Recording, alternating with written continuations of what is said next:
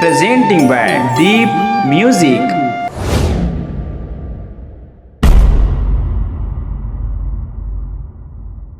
ए समधीन आई काय समधी जा कहिस बुलूंगले का हाल चाल है समधी। हाल है ठीक है, चाल में कीड़ा पड़ गए समधीन। ओ काबर समधीन लेना खोलना। हाँ काला अरे तोर बारी के राचर ला जी। चल हट कोनो देख ली। अरे खोलना समधीन, खीरा खाए बर तो आए हाँ।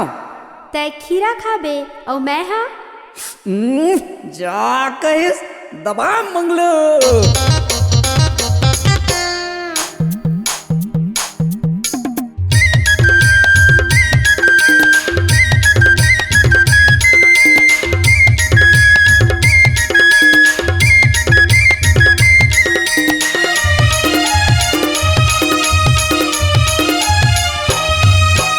बारी के राचर ला खोलना समधीन, बारी के राचर ला खोलना। बारी के राचर ला खोलना समधीन, बारी के राचर ला खोलना।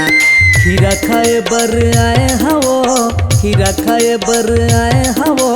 देवे कि नहीं त बोलना बोलना बोलना। बारी के राचर ला खोलना समधीन, बारी के राचर ला खोलना। बारी के राचर ला खोल दे समधीन, बारी के राचर ला खोलना।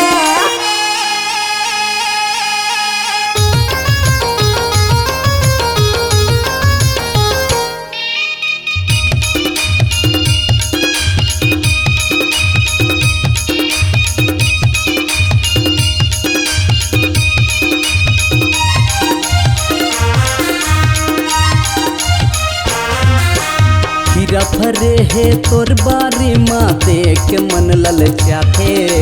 छाटनी मार के खावन दे समधीन, क्यों ची बड़ मीठा थे।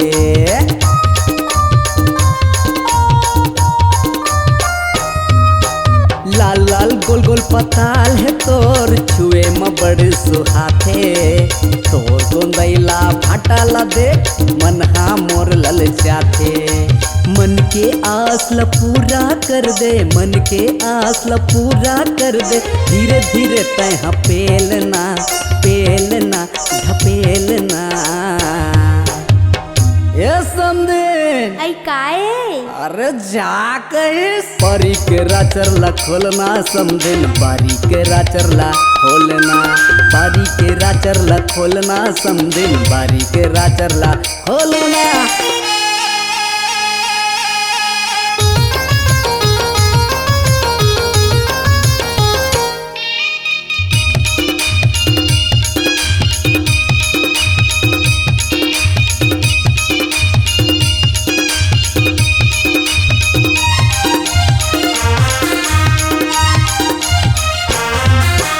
समधीन के मैया पीरित ला देख मन हा मोर सन्नाथे।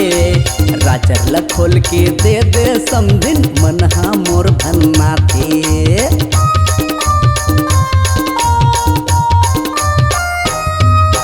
तोर ने नमक का जादू है समधीन, बैहा मोला बनाए। खीरा के बहाना करके समधीन तोर बारी माँ में आए। नैना मन नैना मिला के, दिल से दिल मिला के। बारी के राचर ला खोलना पेलना पेलना। ए समधीन बेलना जी मंगलू। अरे जा कहिस। बारी के राचर ला खोलना समधीन, बारी के राचर ला खोलना। बारी के राचर ला खोलना समधीन, बारी के राचर ला खोलना। दिल से दिल मिला के, मोर संग नयन मिला के। माया के मधुर रस घोलना घोलना घोलना। बारी के राचर ला खोल दे समधीन, बारी के राचर ला खोलना। बारी के राचर ला खोलना समधीन, बारी के राचर ला खोलना।